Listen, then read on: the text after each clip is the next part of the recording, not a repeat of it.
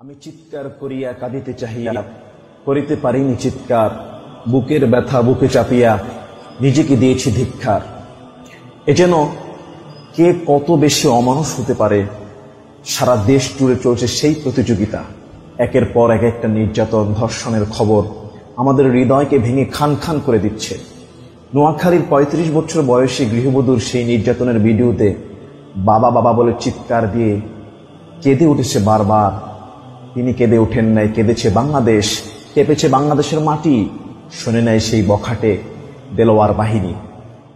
শুধু তারা অপরাধী নয়, তাদেরকে যারা আশ্রয় দেয়, তারা যাদের শেল্টারে বড় হয়, তারা সহ দোষী। এদেরকে কত নিকৃষ্ট শাস্তি দিলে এই ভয়াবহ অপরাধের শাস্তি হবে সেটা আমার বলার ভাষা নাই। একজন নারীকে বিবস্ত্র করে এইভাবে জাহেলি যুগের কায়দায় বর্বর নির্যাতন এখনো হয়, এটা চিন্তা করা সত্যি আমাদের জন্য খুবই লজ্জাকর। আজকে তো আমরা অনেক ধর্ষণের খবর শুনি, যেগুলো ভিডিও আমরা দেখি না। নোয়াখালীর এই ভিডিও বলে দেয় প্রত্যেকটা ধর্ষণ মনে হয় এভাবেই নির্মম নিষ্ঠুরভাবে হয়ে থাকে। ভিডিও করে রাখা হয় ব্ল্যাকমেইল করার জন্য। স্থানীয় বখাটায় ওরা নেতৃস্থানীয় এবং পাওয়ারফুল হওয়াতে তারাও থানায় অভিযোগ করার সাহস পায়নি। পুলিশ গিয়ে সেই ঘরের মধ্যে তালাবদ্ধ পেয়েছে। কতই না কষ্ট দেওয়া হয়েছে তাকে। আজকে এই ভিডিও দেখে আমাদের অনেকের চোখের মধ্যে পানি চলে আসছে।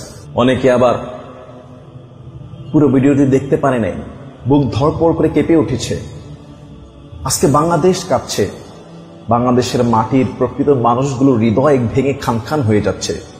আজকে যারা কাঁপছে এরা তারাই যাদের বংশধর পূর্বপুরুষরা 1971 সালে খুন, ধর্ষণ, জুলুম, নির্যাতনের বিরুদ্ধে অস্ত্র ধরে নিজের জীবন বাজি রেখে রক্ত দিয়ে স্বাধীন দেশকে আমাদের জন্য উপহার হিসেবে রেখে দিয়েছে। আজকে যেন তাদের রক্তের বিনিময়ে পাওয়া সেই উপহার সোনার বাংলাদেশ আবার যেন সেই 71-এর বর্বর স্টাইলের দিকে ফিরে যাচ্ছে। এটার জন্য আমরা জাতি হিসেবে লজ্জিত। আমাদের দেশের চরিত্র ফুটে উঠছে, এর দায়ভার আমরা কেউ এড়াতে পারি না। এবং যারা নেতৃস্থানীয় নীতি নির্ধারক, যারা আইন প্রশাসন থেকে শুরু করে দেশ পরিচালনার দায়িত্বে যারা আছেন, তারা তো কখনোই এর ব্যর্থতা এড়াতে পারেন না। এটা অবশ্যই লজ্জাকর। আমাদের প্রত্যেকের মা বোন আছে, এমন দৃশ্য আমাদের দেখতে হবে আমরা কখনো কল্পনাও করিনি।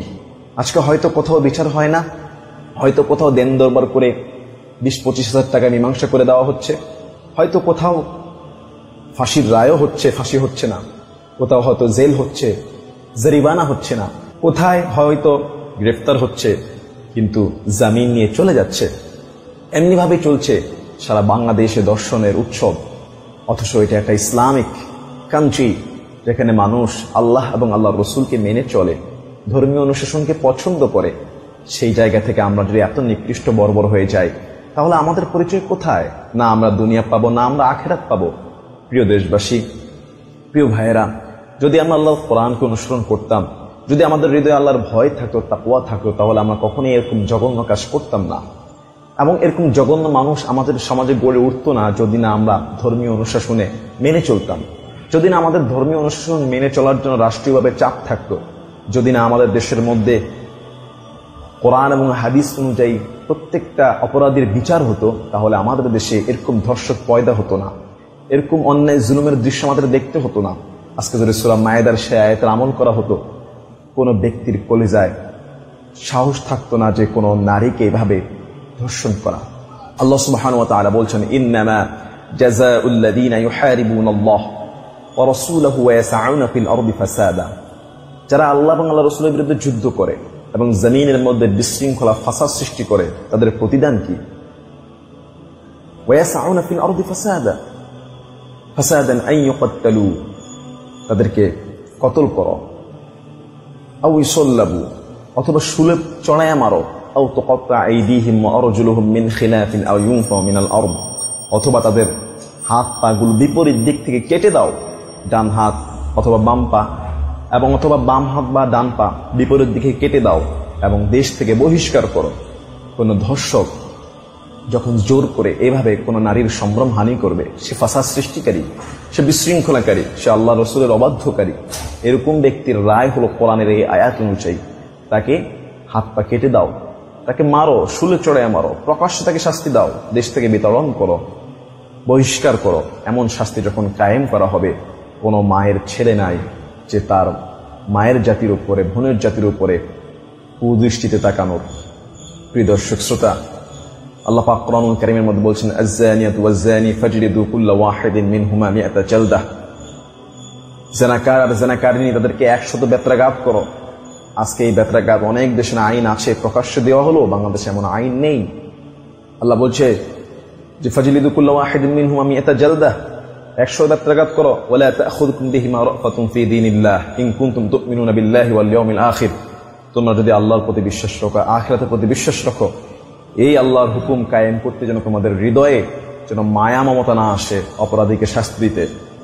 ওয়ালিয়াশহাদু আযাবাহুমা তাঈফাতুম মিনাল মুমিনিন, মুমিনদের একটা দল এই শাস্তিকে তারা দেখবে, উপস্থিত থাকবে, তাদের সামনে শাস্তি কায়েম করা হবে। এমনি ভাবে যদি প্রত্যেকটা জেলায়, প্রত্যেকটা বাজারে, প্রত্যেকটা স্কুল মাঠে, ময়দানে এই অপরাধীদের শাস্তিগুলো যদি বাস্তবায়ন করা যেত, তাহলে আজকে নোয়াখালীর মতো এমন ঘটনা বাংলাদেশে তৈরি হতো না। আজকে সিলেটের এনসি কলেজের মতো ঘটনা বাংলাদেশে তৈরি হতো না। আজকে সেই রাজশাহীর মধ্যে গির্জার মধ্যে ফাদার কোন কিশোরীকে 3 দিন ধরে আটকে দর্শন করতো না। আজকে বিশ্ববিদ্যালয়, কলেজ, স্কুল, মন্দির, গির্জা, এমনকি মাদ্রাসা পর্যন্ত এখন দর্শনের খবর পাওয়া যায়। কোথায় বাদ আছে?